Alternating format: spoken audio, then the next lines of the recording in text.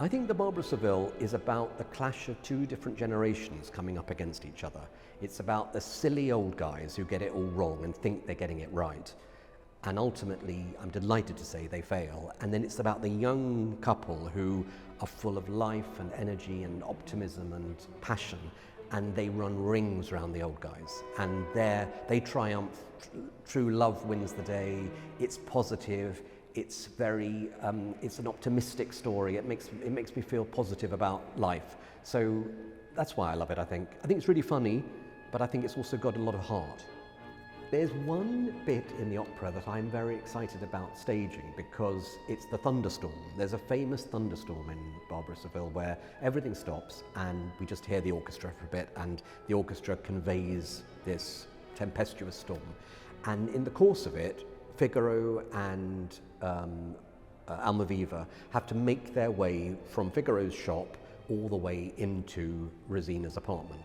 And we're going to do that a little bit. It's going to be a little bit Mission Impossible, a little bit Tom Cruise, of them climbing up the building and coming around. And to do that on a set like we've got that Simon's designed, I think could be really good fun. If the opera singers are up for it, which I'm sure they will be. I think it's going to be really fun to stage, and I've never seen it done quite like that. So that's something I'm really intrigued by. I'm also excited about the fact that we've put in an entr'acte. The piece is 3 acts basically, and the 3rd act after the interval just starts cold. And I said to Dougie, I really want to give the audience something to bring them back into the world of Rossini. So we found an overture from another opera written around the same time, a Rossini opera, and we've put that in, and it's the most thrilling bit of music. And I just want another moment for the orchestra to show off, and to, it's quite short, but I want them to sort of grab the audience and say, look, you've had your dinner, you've had your champagne, now back into Rossini, his land again, his world again. So that's nice because it's never been done before, so I feel excited about hearing that in the context of the whole piece. I've been wanting to do a Rossini all my life. I finally get to do properly his greatest comic opera at a great opera house with such a great team. It's a sort of bit of a dream come true, really. So it's really exciting, and I just love the music. It's like a drug, I think. The more I listen to it, the more I want to listen to it. It's just infectious, the energy and the drive of it, and that, of course, is great for a farce. So the pace of it, the rhythm is just so exciting. So I can't wait to sort of be in a rehearsal room surrounded by all that every day. I think I was very keen with this production to set it very squarely in Seville. I'd never been to Seville, I confess, and so I did a little trip, good excuse to go to Seville, and the designer did as well. We were meant to go together, but sadly I got COVID just at the wrong time. So we went separately, but we both loved it, absolutely fell in love with it, and came back inspired by what we'd seen. Took 1 million photographs, which have all fed into the design of the show.